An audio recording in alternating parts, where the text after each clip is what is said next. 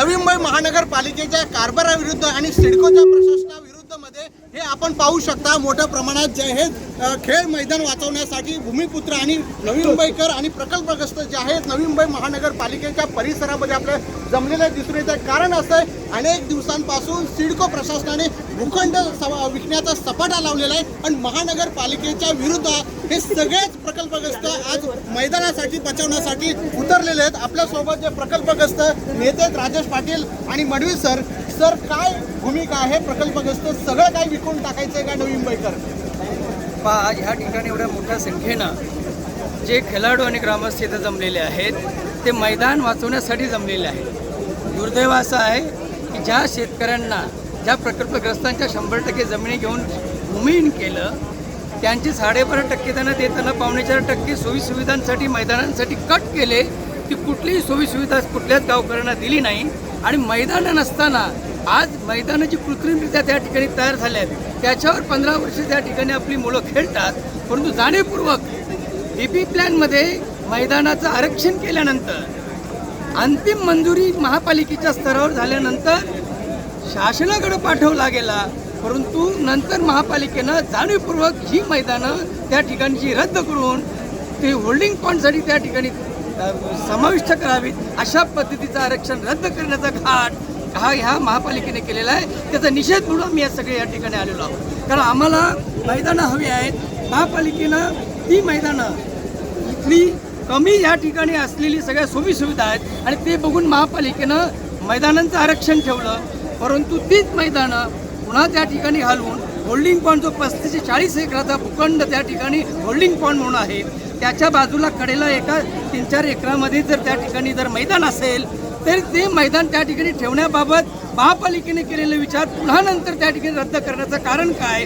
तो DP plan त्या ठिकाणी शासनाच्या मंजुरीसाठी पाठवल्यानंतर जाणीवपूर्वक सेपरेट त्या ठिकाणी शुद्धीपत्रक काढायचं आणि त्या शुद्धीपत्रकाद्वारे हे मैदान होल्डिंग पॉईंटसाठी द्यायचं अशा पद्धतीचा घाट त्या ठिकाणी नवी मुंबई महापालिकेने घातलेला आहे।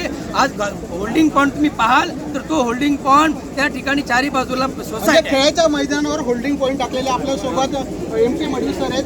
सर, सगळं काय विकून टाकायचं सिडकोने पालिकेने ठरवले दिसून येते।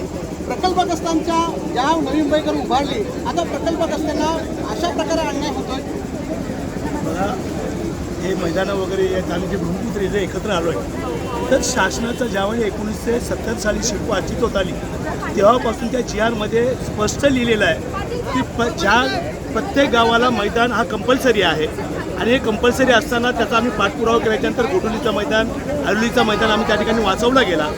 तर ज्या वेळेस या ठिकाणी एक भिकारी प्रवृत्तीचा MD मुखर्जी या ठिकाणी आल्याच्यानंतर त्या मुखर्जीनं ह्या नवी मुंबईचं वाटोळं करायला घेतलं आणि त्या याच्यामध्ये ह्या सगळ्या गोष्टी करायचं सुरू केलं।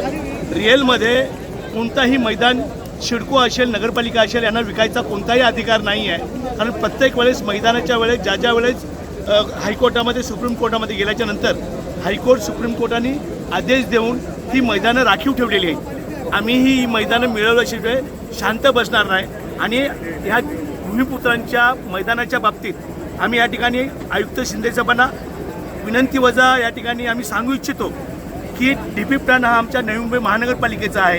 जिथपर्यंत आयुक्त CC देत नाही तिथपर्यंत कोणतीही राजकीय किती मोठा पुढारी असेल, किती मोठा बिल्डर असेल, CC दिली नाही तर त्याला काम चालू करता येत नाही। तर पहिला आमचा तिथं आयुक्तांना पत्र असेल की ह्या ज्या मैदानावर या ठिकाणी सिडकोने हे प्लॉट विकलेले आहेत त्या ठिकाणी कोणाला CC देऊ नये, कारण हा आमचा भूमिपुत्रांचा हक्काचा भाग आहे आणि तो आम्ही मिळवल्याशिवाय शांत बसणार नाही। योग्य प्रकल्पग्रस्त त्यांनी सुद्धा आक्रमक इशारा जो आहे सिडको आणि महानगरपालिका दिलाय। कॅमेरामॅन अजित जाधव, विकास साम TV, नवी मुंबई। तसंच सर्व नोटिफिकेशनसाठी बेल आयकॉन प्रेस करायला विसरू नका।